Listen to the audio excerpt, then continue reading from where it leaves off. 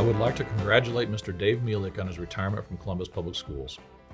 Dave came to CPS at a time where school funding and finance was very unstable, from local property taxes to state aid dollars.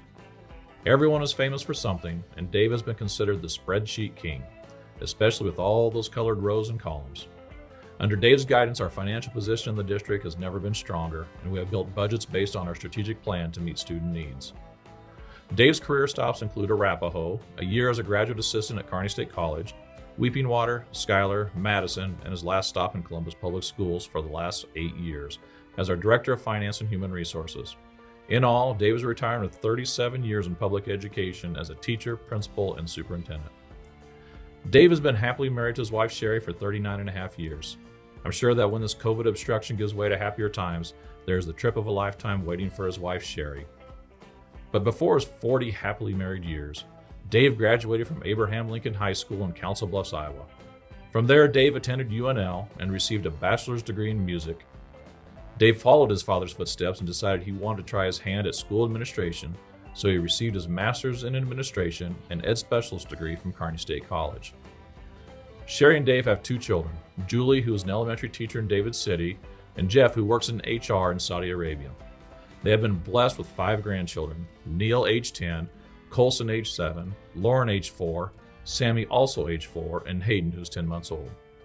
Some things that maybe some people don't know about Dave is he was part of a rowdy college group that caused the officials to assess a delay of game penalty at a Husker football game.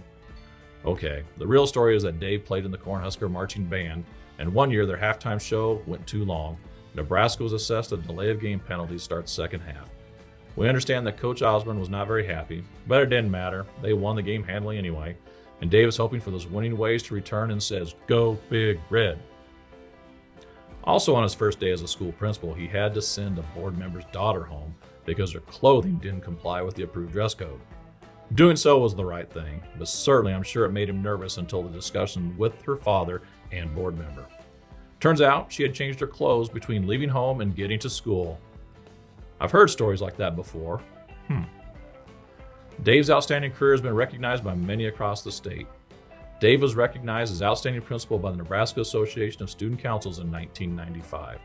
In 1999, Dave was announced as the outstanding administrator by the Nebraska Music Educators Association and secondary principal of the year by the Nebraska Association of Secondary School Principals.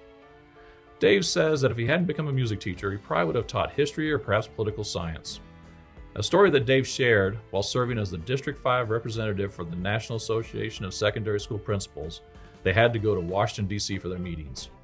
On one of their visits, he got to observe the editorial staff of the USA Today newspaper discussing what would be in the next day's edition, as well as how certain news items would be placed in the paper. Very interesting discussion, and then it got even more so. The political editor commented that we don't have complete information yet, but we are hearing some rumors about some inappropriate interactions involving the president and a female intern in the White House. Well, about a week later, Monica Lewinsky became a well-known name. Dave says his position with CPS has been both challenging and enjoyable, and was a great position to have before going on the NPERS payroll. Dave said while working in CPS, he has worked with great educators, staff, and leadership for a progressive district that is certainly focused on doing things for students' best interests. He says, "Keep up the great work." Even though Sherry has plenty of plans for Dave's retirement, he thinks he'll be able to have more time visiting various family members, play trumpet in the Columbus Community Band or perhaps Columbus Jazz Orchestra, ride his motorcycle more, see if he can still swing a golf club without throwing his back out, and finally develop fewer spreadsheets. Dave and Sherry have always loved to travel, and some of their travel plans include touring Australia and New Zealand, but I think they're going to wait until after the fire damage improves in Australia. Travel to Austin, Texas this summer to see his son Jeff and his family. Travel to Georgia around Labor Day for their oldest nephew's wedding, which is rescheduled from late May due to COVID, and hopefully get out to wine country in California. I asked Dave where he thinks he and Sherry will finally settle down. His answer, Columbus, why leave? Job well done. Thank you for everything, Dave.